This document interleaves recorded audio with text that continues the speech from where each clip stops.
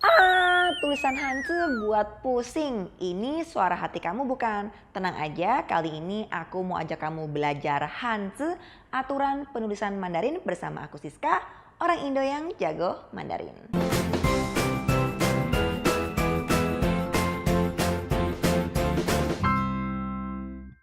Welcome back to Halo Ni Hao, dan kali ini aku mau ajak kamu untuk belajar Hanzi, aturan penulisan Mandarin. Nah, ini merupakan salah satu dasar Mandarin yang perlu dikuasai oleh pemula selain dari pinyin dan juga tonasi. Sebelum kita mulai, jangan lupa untuk like video ini dan subscribe channel Halo Ni Hao untuk belajar bahasa Mandarin dan juga budaya Cina yang seru. Dan pastikan nonton sampai akhir video ini karena aku akan bagi tips cara menulis Hanzi.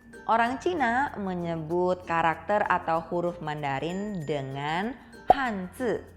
Hanzi yang secara literal artinya Han, bahasa Mandarin atau suku Han, sedangkan Zi artinya huruf atau karakter. Kalau orang Jepang lebih kenal menyebutnya dengan kanji, sedangkan orang Korea menyebutnya hanja.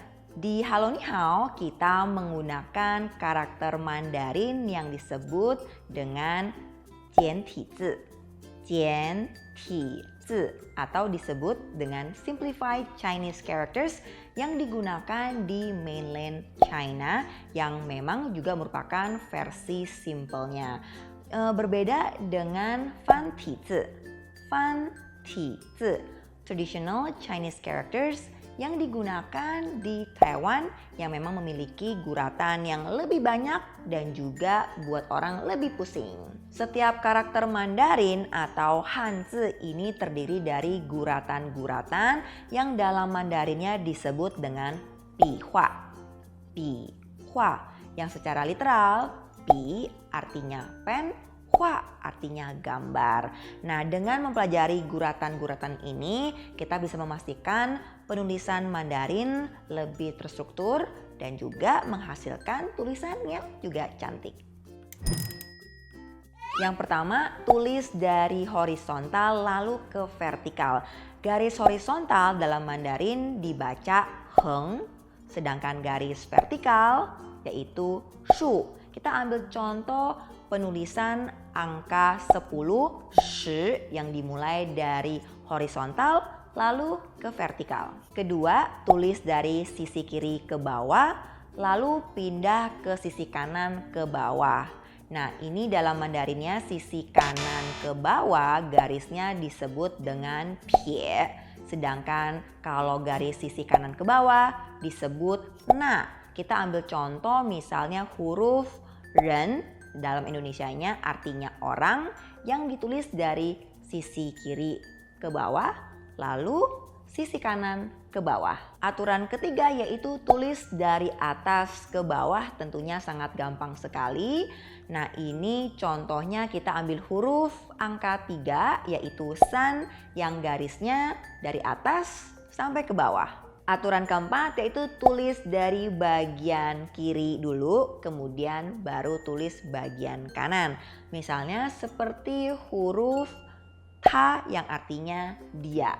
Kita ambil tulisan yang sebelah kiri, baru pindah ke kanan yang mulai dari atas ke bawah. Kelima yaitu tulis dari luar baru ke dalam, misalnya seperti huruf yue yang artinya bulan yang ditulis dari kiri terlebih dulu yang di luarnya baru ke kanan yang di bagian dalam. Aturan berikutnya yaitu tulis dari kiri luar kemudian ke kanan dan dalam dan ditambah lagi dengan penutup. Nah, misalnya seperti huruf r yang artinya matahari. Selanjutnya masih ada aturan misalnya seperti tulisan dari bagian tengah kemudian ambil sebelah sisi kiri dan kanan, misalnya seperti tulisan xiao yang artinya kecil.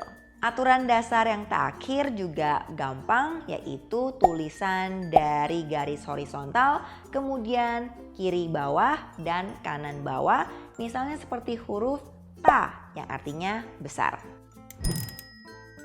Sekarang kita lanjut dengan aturan khusus urutan guratan bahasa Mandarin. Nah, titik dalam bahasa Mandarinnya disebut tian. Jadi kalau menemukan titik di bagian atas ataupun kiri atas harus ditulis di awal atau pertama kali. Nah, misalnya seperti huruf yi yang artinya baju atau wei yang artinya demi. Nah, aturan yang mengenai titik atau tian apabila ditulis di bagian kanan atas ataupun di bawah ditulis paling terakhir. Misalnya wo yang artinya saya atau wa yang artinya what. Aturan khusus berikutnya yaitu karakter gabungan atas kiri atau atas kanan harus ditulis bagian luar terlebih dahulu, kemudian baru bagian dalam. Misalnya seperti karakter ting yang artinya ruangan ataupun misalnya seperti wu yang artinya rumah atau bangunan. Aturan khusus lainnya yaitu dengan karakter gabungan antara kurva sebelah kiri dan juga pelengkapnya di sebelah kanan. Nah, ini kamu harus tulis terlebih dahulu bagian kurva sebelah kiri kemudian ke bawah, baru menulis sisa bagian pelengkapnya. Misalnya seperti contoh karakter yuan yang artinya jauh atau juga jian yang artinya membangun atau pembangunan. Aturan khusus berikutnya yaitu karakter dengan gabungan kiri, bawah, dan kanan harus ditulis terlebih dahulu bagian dalamnya, baru bagian luarnya yang membentuk seperti mangkok atau menutup. Misalnya seperti karakter xiong yang artinya galak ataupun hua yang artinya gambar. Aturan lainnya yaitu karakter dengan gabungan kiri atas dan kanan harus ditulis sebelah kirinya dahulu, kemudian baru bagian kanan dan dalamnya. Misalnya dengan karakter contoh yong yang artinya pakai ataupun feng yang artinya angin. Aturan khusus yang terakhir adalah karakter dengan gabungan bagian atas dan kiri bawah harus ditulis bagian atas dulu, kemudian bagian dalam, baru ditutup dengan bagian kiri bawah. Misalnya seperti contoh yi yang artinya kedokteran ataupun ju yang artinya super besar. Nah, untuk aturan penulisan Mandarin sudah kita pelajari semua, tapi aku rangkumin terlebih dahulu biar kita lebih praktis untuk mengingatnya. Nah, prinsipnya sangat simpel yaitu penulisan dimulai dari atas ke bawah, kemudian dari kiri ke kanan. Nah, untuk penulisan gabungan antara garis horizontal atau heng bersama dengan garis vertikal, shu dimulai dari garis horizontal terlebih dahulu. Nah, semua komponen-komponen ataupun guratan-guratan dalam karakter Mandarin harus ditulis secara proporsional.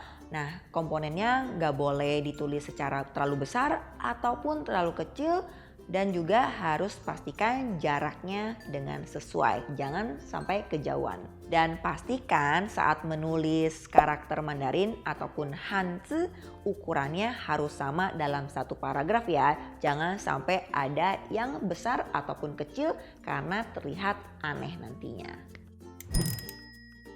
Nah, ini adalah tips untuk kamu para pemula bagaimana bisa menulis Hanzi lebih baik lagi dan bisa hafal lebih baik.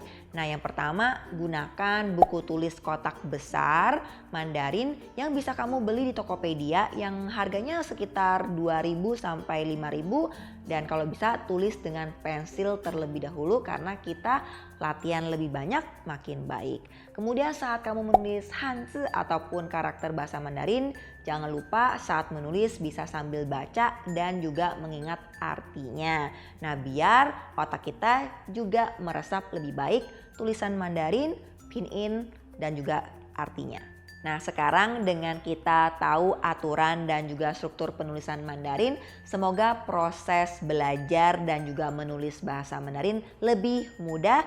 Jadi jangan lupa untuk banyak latihan ya.